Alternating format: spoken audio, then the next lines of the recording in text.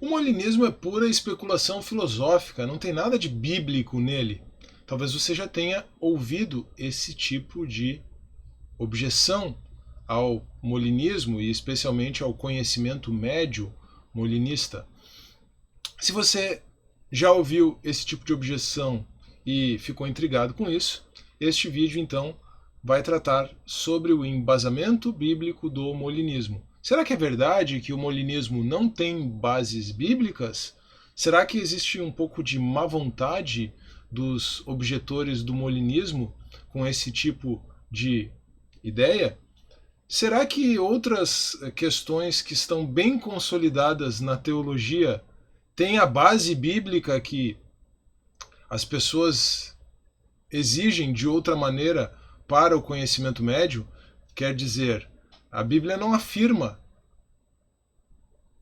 literalmente, você não encontra essa proposição nas Escrituras. Deus tem conhecimento médio, Deus tem conhecimento pré-volicional certo acerca de proposições contrafactuais. Mas você também não encontra na Bíblia a proposição Deus é uma trindade, a proposição categórica Deus é uma trindade, ou seja, uma substância, três pessoas. Esse tipo de proposição não está na Bíblia, mas ninguém dirá que a doutrina da trindade não é bíblica, exceto aqueles que são considerados pela igreja cristã como hereges. Então veja, eu estou fazendo só uma comparação com um dos pontos mais sensíveis, o mais sensível de todos, da teologia cristã. Obviamente, eu não estou colocando conhecimento médio em pé de igualdade com a Trindade de maneira nenhuma, certo? Se você rejeita a doutrina da Trindade, você é um herege. Se você não aceita a doutrina do conhecimento médio, você é um cristão ortodoxo sem dificuldade nenhuma. Agora, se você acha que quem aceita o conhecimento médio molinista é um herege, aí talvez haja um problema no sectarismo aí da sua teologia. Mas deixando tudo isso de lado, nessa digressão inicial, vamos então para o nosso assunto, que é o embasamento bíblico do molinismo, certo? E para começar, eu gostaria de estabelecer algumas premissas. A primeira premissa é que soberania divina e liberdade humana são bíblicas.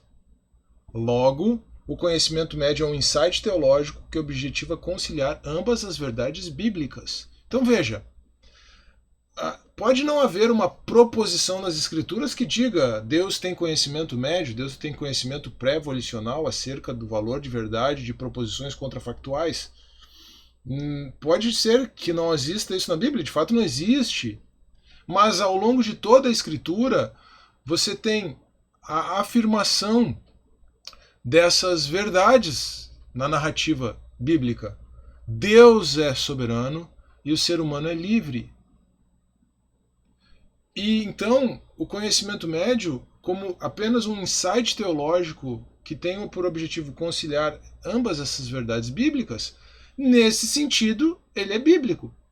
Porque ele é estruturado para compatibilizar, para demonstrar como são passíveis de convivência, sem problemas, sem maiores dificuldades intelectuais, essas duas verdades bíblicas. Tá bom? Então essa é a primeira premissa. Não está afirmado literalmente na Bíblia lá, mas ele trabalha com dois importantíssimos elementos bíblicos, objetivando conciliá-los: a soberania divina e a liberdade humana. Então, nesse sentido, ele é sim bíblico.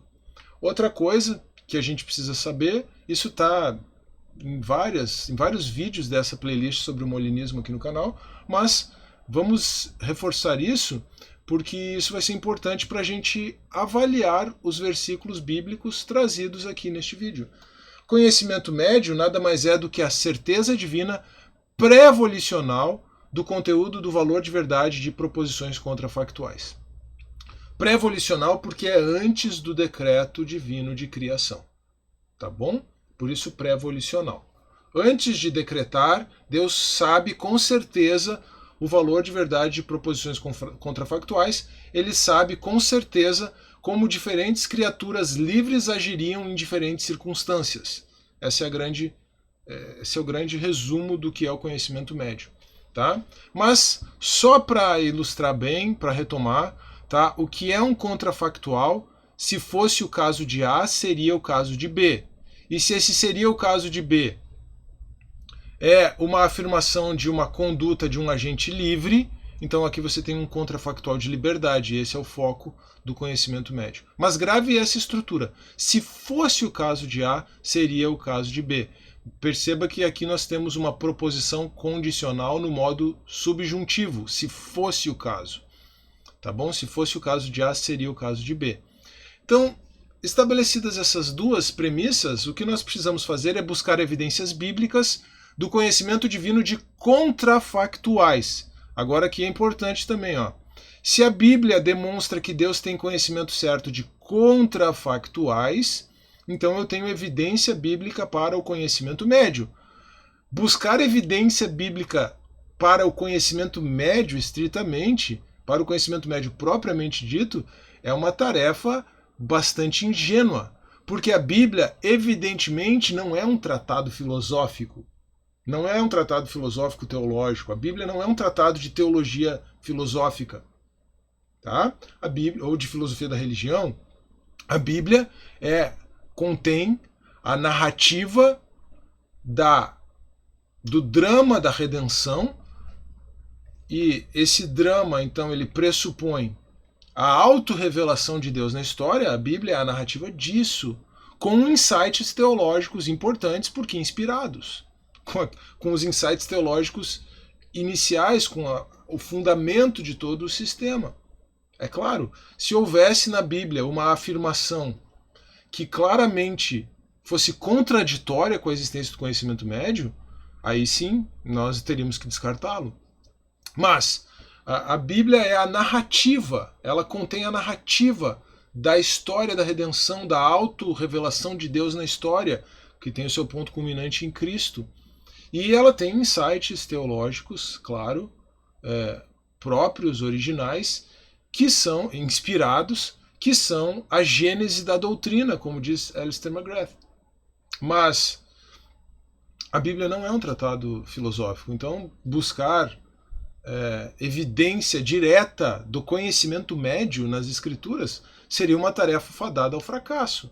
Mas buscar evidências de conhecimento divino de contrafactuais é uma estratégia que pode demonstrar embasamento bíblico para o conhecimento médio, já que o conhecimento médio é o conhecimento certo que Deus tem acerca de contrafactuais de liberdade, antes, logicamente, e não cronologicamente, antes do decreto divino de criação.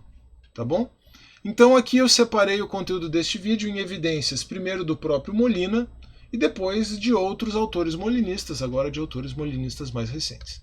Começando com evidências do próprio Luiz de Molina, primeiro na Concórdia, na sua Concórdia do livre-arbítrio com os dons da graça, etc, etc, etc. É um nome bem extenso que a obra magna do Molina tem. A primeira passagem que Molina trabalha é Mateus 11, 21.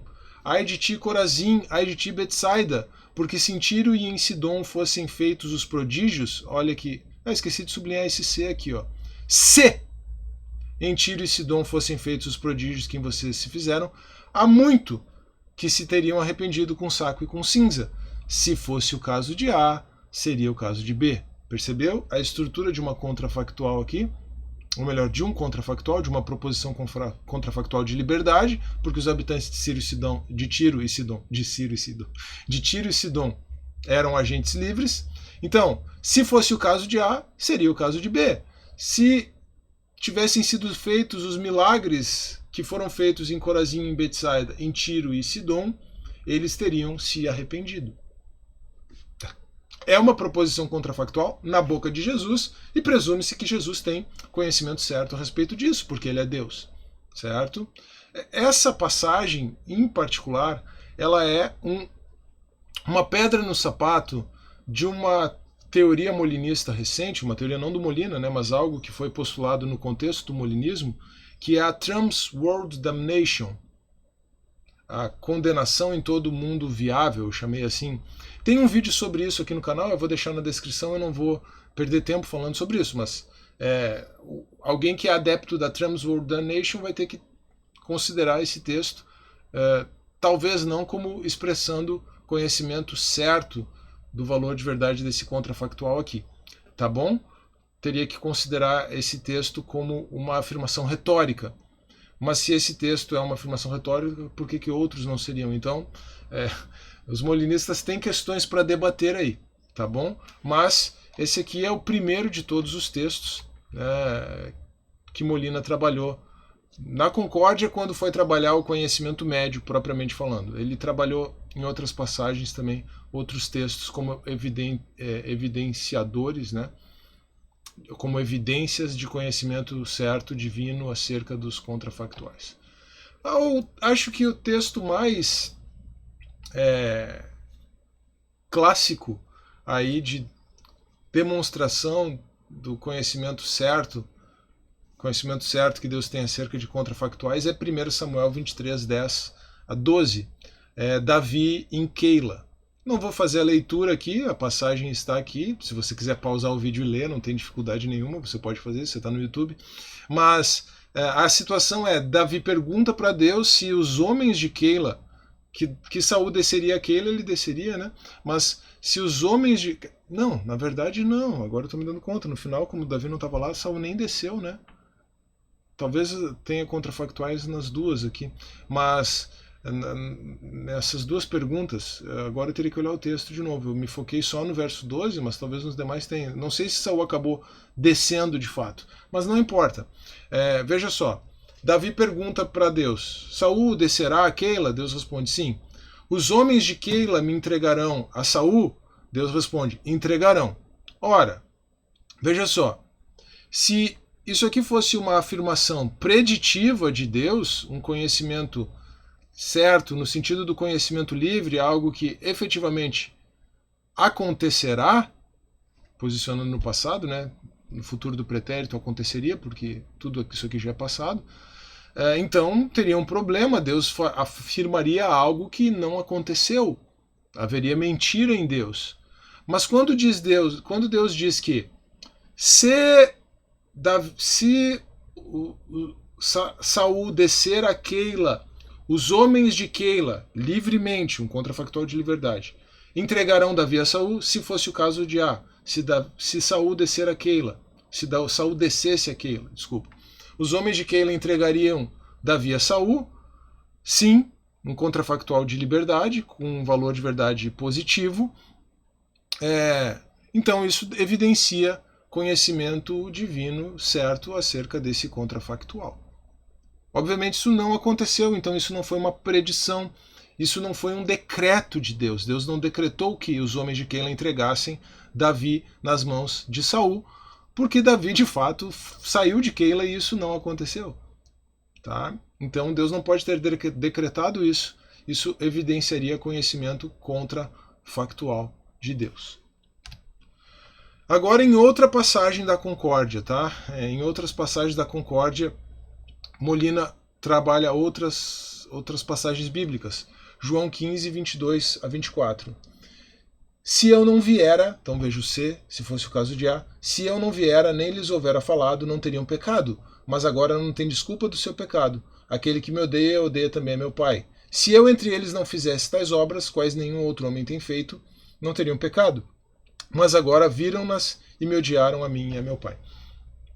A estrutura contrafactual dessa afirmação é, se fosse o caso de A, se eu não viesse, Jesus, vamos colocar na terceira pessoa então, né? Se Jesus não viesse, nem falasse de pecado, se Jesus não viesse nem falasse, os judeus não teriam pecado. Verso 23, verso 24. Se Jesus não fizesse as obras que fez, os judeus não teriam pecado. Aqui nós temos que lidar também com a doutrina da depravação total, né? Ou da depravação radical, se você quiser, os 5 pontos do molinismo lá do Ken Keatley. talvez a compreensão de conhecimento de contrafactual nessa passagem esbarre na questão da depravação radical. Né? Então, a gente teria que entender exatamente o que Jesus está querendo dizer aqui, mas que, de fato, você tem uma proposição contrafactual de liberdade, não sei daí se seria o caso, né? Mas que você tem uma proposição contrafactual aqui e que Jesus não pode estar mentindo, isso você tem, certo? Isso pelo menos nos mostra que a Bíblia está habituada com proposições contrafactuais e lida naturalmente com proposições contrafactuais. Talvez nós devêssemos fazer o mesmo ao postular uma explicação para a compatibilidade entre a soberania divina e a liberdade humana, ainda que uma interpretação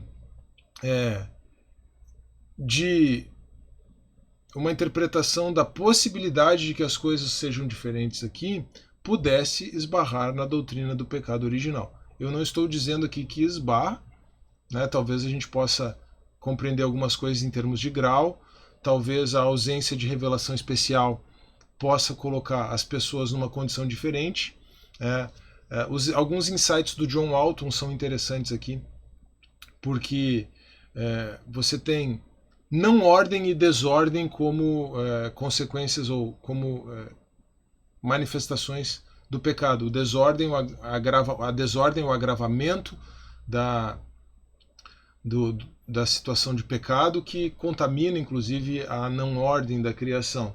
E é assim que você pode interpretar, por exemplo, que o pecado passou a todos os homens, inclusive aqueles que não pecaram, à semelhança do pecado de Adão. Aquela frase de Romanos 5. Eu postei recentemente um vídeo sobre o mundo perdido de Adão e Eva. Vou deixar o link aqui na descrição. Bom, esse é um texto bastante instigante de uma maneira ou de outra, certo? Porque se o molinista tem dificuldade de justificar conhecimento de contrafactual aqui à luz da depravação total, alguém que se apegue estritamente à depravação total, e a depravação total ou a depravação radical é uma doutrina bíblica, também vai ter, se você se aproximar com o viés do conhecimento de contrafactual, você vai ter uma questão aqui com a depravação radical. Mas se você se aproximar desse texto apenas a partir da depravação radical, você vai ter alguma dificuldade de entender as palavras de Jesus.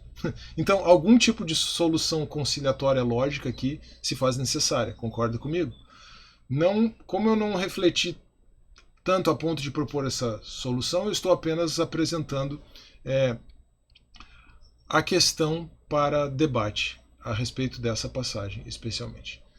No comentário A Suma Teológica, agora em outra obra do Molina, tá?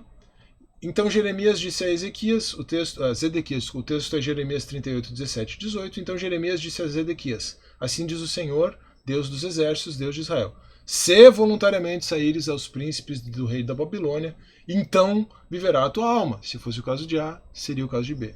E esta cidade não se queimará, e viverás tu e a tua casa. Mas se não saíres aos príncipes do rei de Babilônia, então será entregue esta cidade na mão dos caldeus, e queimá-la a fogo, e tu não escaparás deles.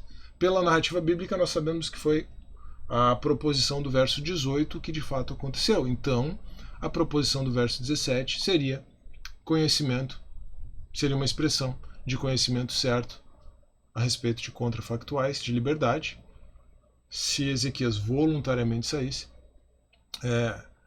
feita da parte de Deus, feita por Deus.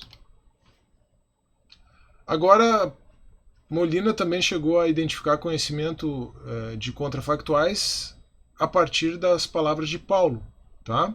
Em 1 Coríntios 2,8, eu vou ler aqui a partir do verso 7 para contextualizar. Mas falamos a sabedoria de Deus oculta em mistério, a qual Deus ordenou antes dos séculos para a nossa glória, a qual nenhum dos príncipes deste mundo conheceu, porque se a conhecessem, nunca crucificariam ao Senhor da glória. Então, a proposição contrafactual é: se os príncipes deste mundo conhecessem a sabedoria de Deus, seria o caso de não crucificarem o Senhor da glória. Não crucificariam o Senhor da glória, tá? Seria o caso de que eles não crucificariam o Senhor da glória. Se conhecessem, não crucificariam. Então aqui seria uma evidência de conhecimento de contrafactual na pena de pau. Agora, passando para molinistas contemporâneos, certo? Vamos começar com alguns outros versículos, algumas outras evidências apresentadas por Ken Keatley. Êxodo 32:10, aquelas palavras de Deus para Moisés ali depois da idolatria do povo, né, do bezerro de ouro e tal. Agora, pois, deixa-me para que o meu furor se acenda contra ele, contra o povo, e o consuma, e eu farei de ti uma grande nação. A proposição contrafactual aqui seria a seguinte: se eu, Deus, destruir o povo de Israel, você, Moisés, será feito uma grande nação. Tá? Obviamente isso não aconteceu, então isso seria uma afirmação na forma de um contrafactual. Não vou entrar nas questões que envolvem aqui toda a lógica de soberania divina do Novo Testamento, do Antigo Testamento e tal, mas você tem uma proposição contrafactual embutida aqui. O que nós estamos procurando são evidências para isso. Eu até perdi muito tempo na discussão de João 15 antes. 1 Samuel 13 a 14. Aqui eu também não vou ler a passagem inteira, tá? Mas a proposição contrafactual é a seguinte: se Saul obedecesse, o seu reino teria sido confirmado. Essa é a proposição. Como Saul não obedeceu, o seu reino não foi confirmado. O outro contrafactual é: se Saul não obedecesse, o seu reino não seria confirmado sobre Israel. E foi o que de fato aconteceu. Tá bom? Agora, passagens mencionadas pelo Tim Stratton, que tem um livro também chamado Mere Molinism, entre outras coisas, né? Molinismo puro e simples. Depois, no final, eu vou apresentar as referências aqui, tá? Gênesis 4, 6 e 7.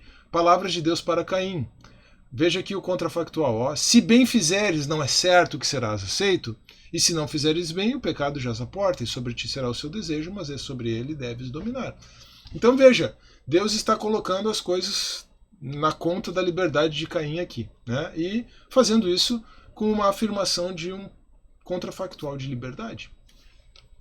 E obviamente Deus sabe o valor de verdade, com certeza. Se Caim fizer o bem, não é certo que ele será aceito. Deus sabe que Caim vai ser aceito, não vai ser rejeitado.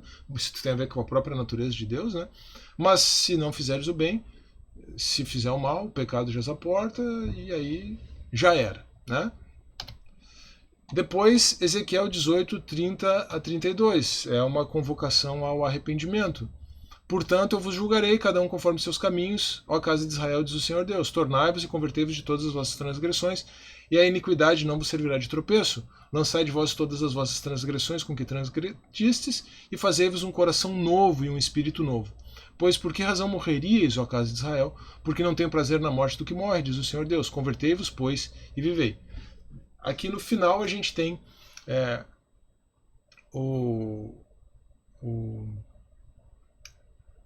a dica para estabelecer a proposição contrafactual, né? Se Israel se convertesse, viveria. Se Israel se convertesse das transgressões, a iniquidade não serviria de tropeço. Veja que há um contrafactual de liberdade aqui, porque se fosse o caso de A, eu falei que seria o caso de B, pensando na condição, né, na qual alguém estaria no começo do vídeo, como a parte da proposição que trata da liberdade, mas a liberdade pode estar implícita também no se fosse o caso de A, certo? Não necessariamente no se fosse o caso de B, tá bom? Então, aqui mais um exemplo em Ezequiel, porque o exemplo do Molino... Ah, não, é Jeremias o exemplo do Molino, desculpa. Então, um exemplo em Ezequiel. E agora, mas veja só, essa maneira como o Stratton trabalha o Ezequiel 18, 30, 32, mostra uma forma de nós interpretarmos as profecias. Talvez isso já tenha ficado claro ao longo do vídeo, tenha começado a ficar claro, e agora, com essa passagem do Craig, então isso vai ficar mais evidente, tá bom? Aqui eu vou fazer a leitura dessa passagem do Craig, tá?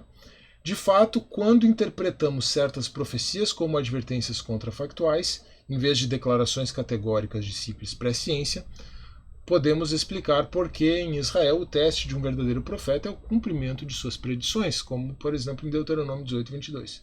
E ainda como algumas predições feitas por verdadeiros profetas não se cumpriram porque as pessoas avisadas responderam de maneira apropriada.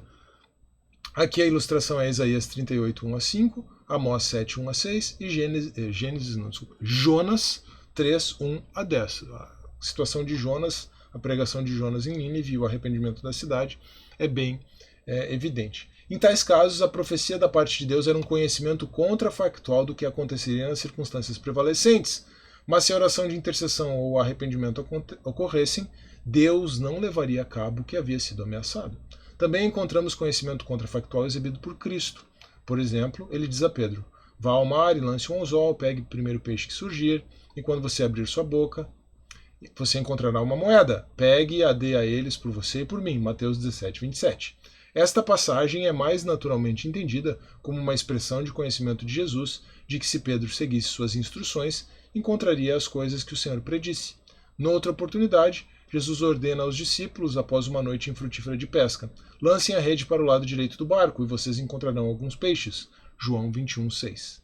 A pesca milagrosa que se seguiu mostra que Jesus sabia exatamente o que aconteceria se os discípulos obedecessem à sua ordem. Às vezes, Jesus mesmo faz declarações contrafactuais. Ai daquele por quem o Filho do Homem é traído. Teria sido melhor que não tivesse nascido. Mateus 26, 24. Então, uma passagem na qual o Craig trabalha muitas possibilidades de interpretações aí, construções a partir de várias passagens bíblicas, mas, voltei em vez de avançar. Mas eu acho que o principal insight, o insight final que o Craig nos deixa é que profecias podem ser interpretadas como advertências contrafactuais, certo? Então, nessa perspectiva, eu faço um convite a você.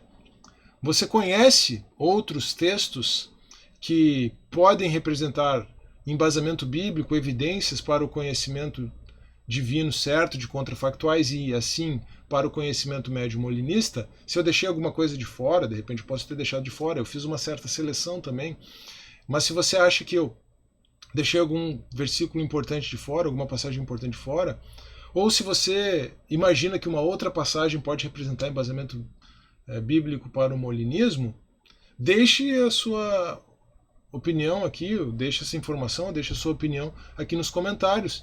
Você pode enriquecer tanto o meu conhecimento quanto o conhecimento dos demais inscritos aqui do canal, tá certo? Então eu faço esse convite a você aí para enriquecer o conteúdo desse vídeo nos comentários, tá bom? Para encerrar aqui, apenas relacionando as referências, tá? O texto do Craig, ele está nesse Divine Foreknowledge for Views, publicado em 2001, tá bom? O Kenneth Keatley, Salvation and Sovereignty.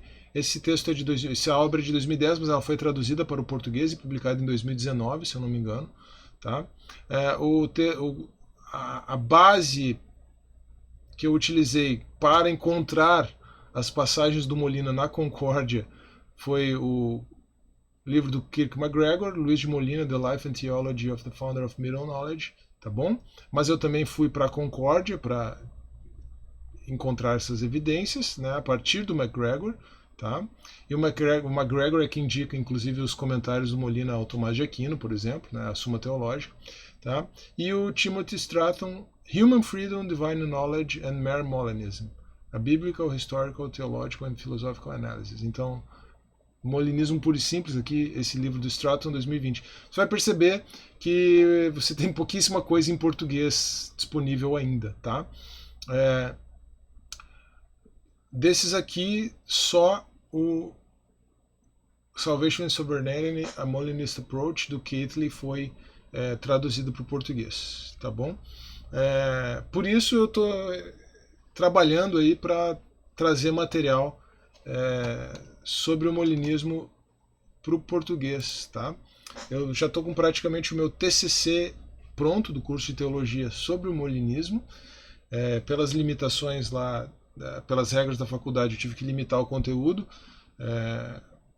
mas eu tenho ainda assunto para abordar, para ampliar na pesquisa e na redação.